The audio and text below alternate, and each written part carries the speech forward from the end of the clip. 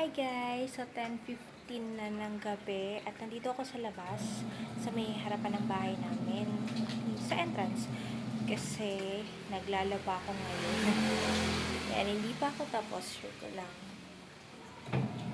Diba? May nakasalang kakatapos, meron pa akong may nakababot pa.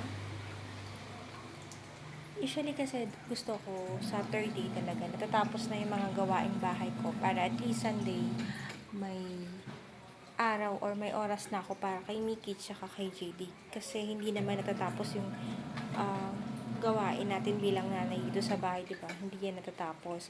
Tapos pati yung pagiging nanay natin hindi rin natatapos.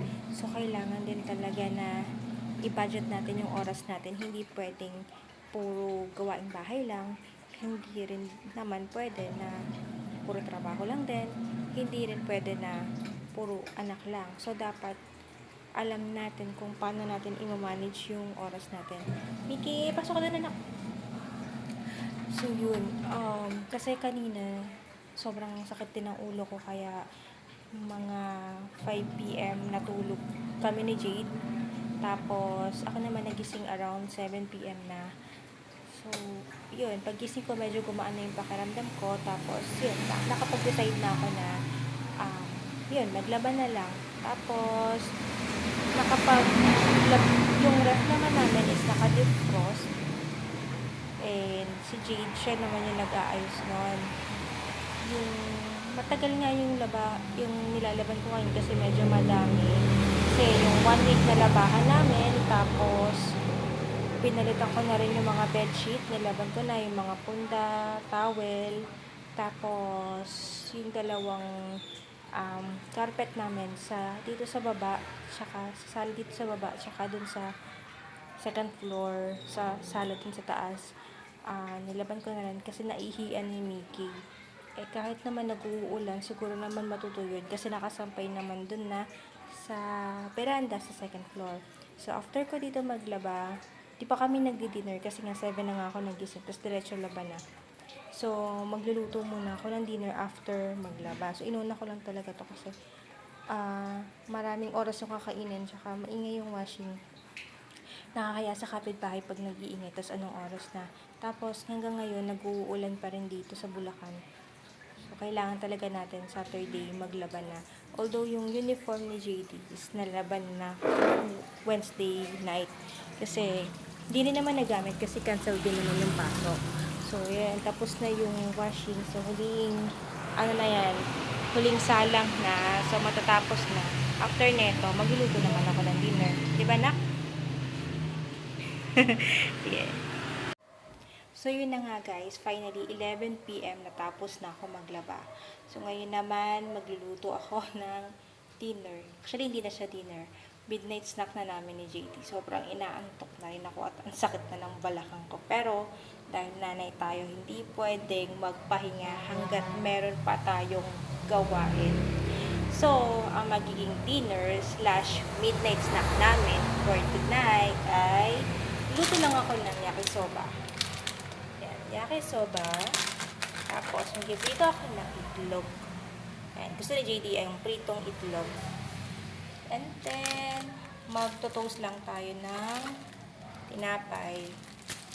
So, yun lang. Light lang ang kakainin namin. Hindi kami magra-rice kasi anong oras pa kami kakain ko, magsasaing pa ako, tsaka magluluto pa ako ng ulam, diba? So, okay na yan kasi gabi naman na. Mag-diet naman kahit pa paano, diba? Actually, hindi yan diet. So, yun. Luto muna tayo, guys. So, ayan guys, tapos na akong magluto. So, dito muna kami sa sala kakain kasi yung lamesa namin is may mga nakapatong. Tapos, yan. Ito, nakaluto na ako. So, ito yung para kay JD, 2 egg. Since mahilig talaga kami sa egg. Diba na? Tapos, 2 toasted bread. Tapos, ito yung yakisoba. Yan. Tapos, sa akin, 2 egg din. 2 toasted bread.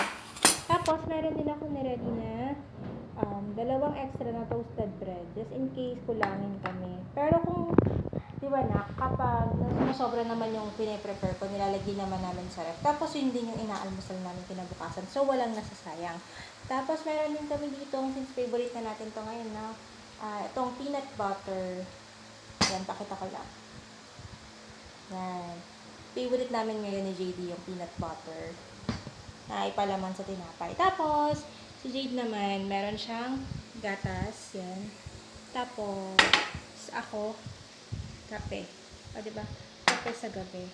Pero, makakatulog pa rin ako niyan kasi kabaliktaran ako. Kapag umiinom ako ng kape, mas nakakatulog ako or mas inaantok talaga ako kapag nagkakape. So, yun lang guys. Tara, kain tayo.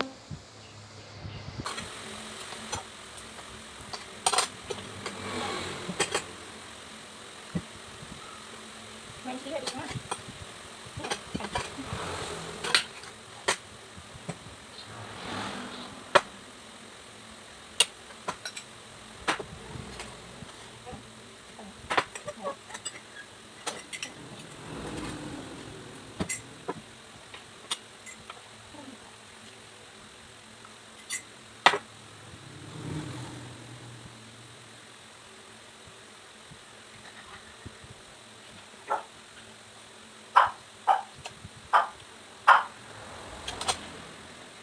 So, yun na guys. Tapos na kaming mag-dinner. So, naubos namin yung pagkain namin. So, yung tinapay na lang ang natira. Pero kakainin din namin yun mamaya.